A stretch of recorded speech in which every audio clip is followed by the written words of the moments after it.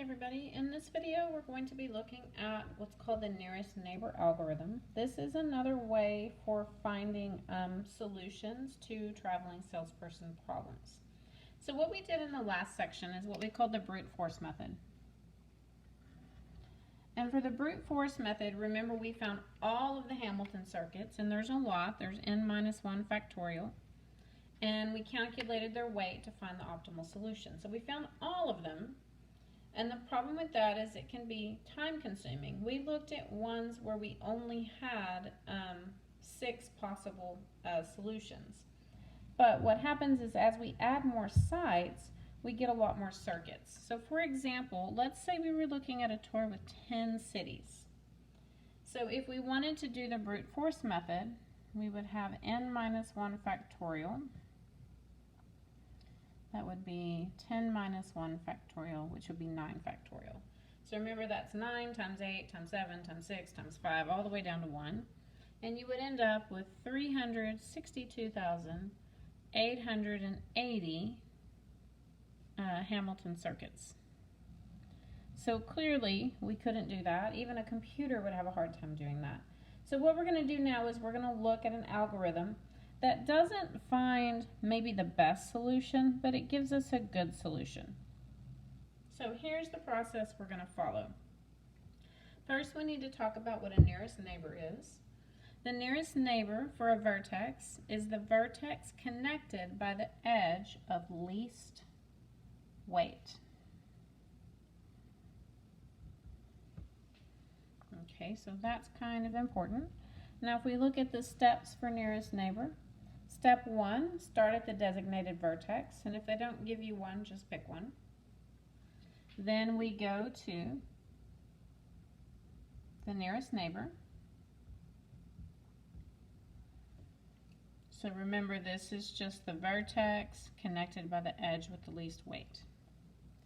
Then from each vertex, go to the nearest neighbor among those vertices not yet used. So remember, we can't go back to a site twice. We can only visit each place once, with the exception of where we start and finish. So we continue until all the vertices are used, and then we return to the starting vertex. Okay, so this is a pretty simple process. Let's try it with a couple of examples on the next page. So for this example, we have the brute force methods as a rock band, and they're planning a 5-city concert tour. So we see here a complete graph with 5 vertices, and we've got a nice weighted graph here. So each of these are supposed to represent the distance in miles between the cities. So the tour must start and end at A. Okay, so we know we have to start and end at A. And the cost of the bus in which the band is traveling is $8 per mile. Alright, so let's see if we can figure out how to do this. Now we're going to use this picture twice. So I'm going to use the highlighter for the letters, and then I'll come back with a different color in a minute. So we're going to start at A. So what I'm going to do is I'm going to come down here and I'm going to write down A. And then I'm going to figure out where I need to go next. So A to E is 205, A to D is 185, A to C is 200, A to B is 500. So you just have to find the smallest of those numbers, and it looks like it's going to be 185. So what that tells me is next I go to D. So I'm going to go from A to D, and then what I like to do is take that weight of 185, and I'm just going to write it right over my arrow. Alright, so now I have to figure out what city we go to next. So I can go to E, C, or B. I can go anywhere I haven't highlighted. So remember, I'm at D. So if I go to E, that's 302. If I go to C, it's 320. And if I go to B, it's 360. So it looks like the cheapest edge, or the nearest neighbor, will be E. So I go to E next, and that had a weight of 302. Alright, so now I'm at E. So remember, I can only go someplace I haven't visited. This is why I like the highlighter. So I can either go to B or C. So B is 340, C is 165, so C is clearly the best choice there. So I'll write that down. Now once I get here, I don't really have a choice anymore.